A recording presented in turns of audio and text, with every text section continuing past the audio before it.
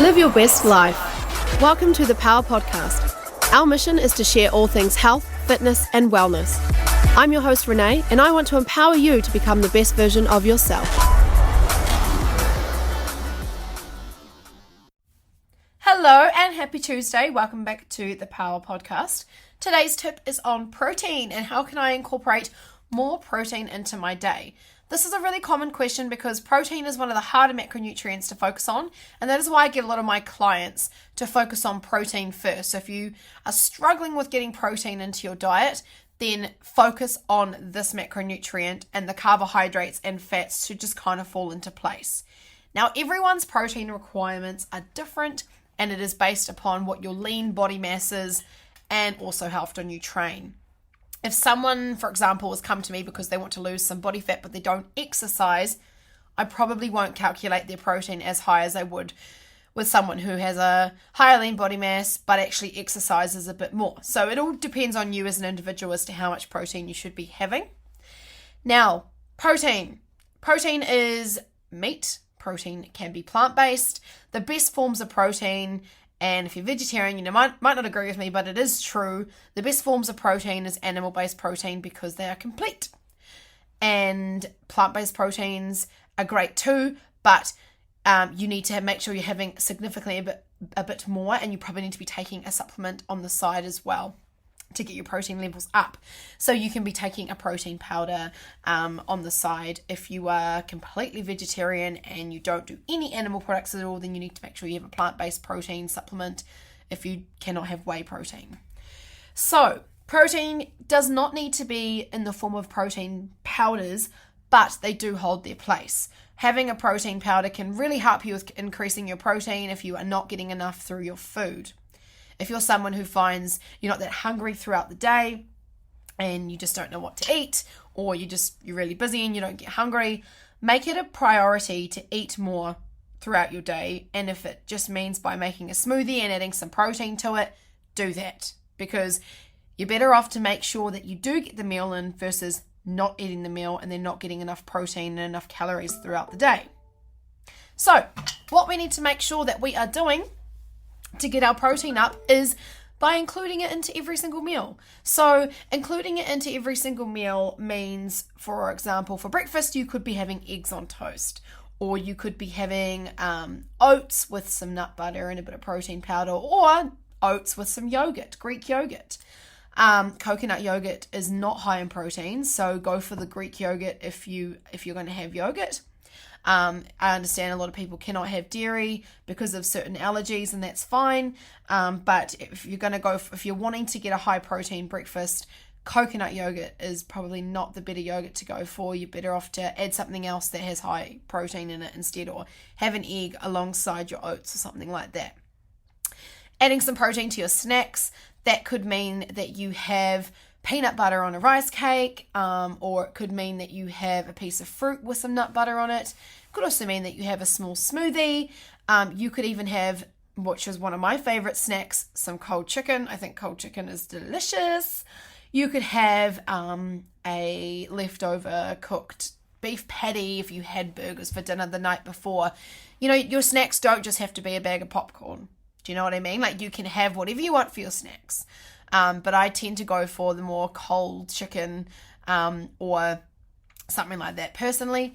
And then for lunch, try and get your protein high in your lunch. So if you're wanting to have, say, a wrap, make sure that wrap has either tofu if you're vegetarian, or it has egg if you're vegetarian but you still eat eggs. Or if you eat animal protein, then chicken or fish or lean beef, something like that in your wrap as well to keep the protein high. And then adding in even something like hummus adds a little bit of protein to it as well. You could have a salad with protein, and that protein source again could be chicken, lean beef, lean mince, or it could be tofu, could be eggs again. See what I mean? Like everything, animal products, you just add the animal food products to your meals, and that's going to keep the protein high. Afternoon snack, you could have a peanut butter sandwich if you were going for a workout or something, or you could have a few nuts. You could even have a glass of milk. You could have another protein smoothie if you wanted to, or if you weren't hungry in the afternoon because you ate, breakfast, morning tea, and a big lunch, then you might just go straight to dinner, and dinner, again, accompany your dinner with some form of protein. That protein, again, can be tofu, it can be chicken, it can be fish, it can be lean beef, it can be lean steak, whatever it is that you feel like. And accompany that meal with a variety of vegetables, a variety of carbohydrates, whatever it is that you enjoy to eat. But if you can accompany each meal with a bit of protein each day, that is going to help you to increase your protein and keep your protein levels high. So where you're not going to be getting enough protein in your day is if you're skipping a meal. If you're, say, skipping breakfast, which I'm not a huge advocate for, but I know not everyone, likes to have breakfast, and that's fine. But if you're going to skip breakfast, or you're going to not have your first meal until about 10 o'clock, make sure it has protein in that meal so that you are helping increase that number. Making sure you're getting enough protein within your day. It's really, really important. So if you say you had your first meal at 10 o'clock in the morning, then maybe that's when you might have a big smoothie, and it's filled with all sorts of yummy stuff and a protein powder to help you get that protein intake up. Then you have your lunch, which might be, say, a wrap or a sandwich or a salad or whatever leftovers from the night before with some form of protein in it, and then your dinner. So make sure you are getting enough with each meal, because that is going to be the best way to keep the protein intake high. Remember, protein powders are not key, they are not necessary, but they do hold their place. I personally love a protein powder because as a busy person who needs to keep their protein high because they exercise and train a lot, I need to keep my protein high. Having a protein powder is amazing for me because I know I can just make a big yummy smoothie. It keeps me full, and the protein powder increases my protein just in that smoothie to about 30 grams sometimes. So they hold their place, and they are amazing for super busy people. And who doesn't love a good smoothie? I mean, I know there are a few people out there that don't like smoothies, but I don't know many people that don't enjoy a good smoothie. So, there is a time and a place for when we can increase our protein with a smoothie, and I would say it would be the busy days that we are more likely to need that smoothie to increase our protein intake. I know a lot of people get busy throughout the day and they do not eat enough throughout the day, and this is a huge reason why a lot of binge eating can occur in a lot of people's lives, which leads to a whole lot of other things, but that's another podcast for another day. So if you can make more effort to increase your protein intake throughout your day and spread across each meal, it's going to help you not only to keep your protein intake high, but it's also going to help you to keep more satisfied. You're going to feel fuller for longer.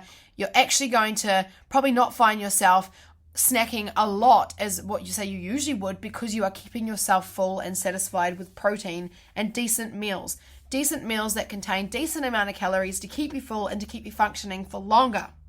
So I hope that little tip has helped you with how you can increase your protein intake throughout the day.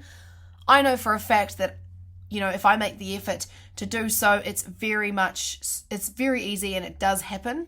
You just need to take the time, put in a bit of effort, and it will happen. If that means getting a NutriBullet and taking it to work, by all means do it. If that means having to cook a little bit of extra protein at night, by all means do it. If you want the results, you kind of have to put in a bit of work to get there. But remember, we don't have to restrict ourselves. We can make food taste really delicious and still get results. We don't have to have super clean, basic food. But just remember, if you want to see results, you do have to put in a bit of mahi. All right. Have a great rest of your day, evening, or morning, whenever it is that you're listening to this podcast. I hope this Tuesday tip has helped you in some way, and I look forward to having you listen in the next podcast. Thanks for listening to the Power Podcast. I hope you can take something valuable away to implement in your own life. Be sure to tune in to our next episode soon. And if you need further help, check out ptwithrenee.com. You'll find loads more information on nutrition, fitness, and lifestyle tips. Live your best life, and we'll chat soon.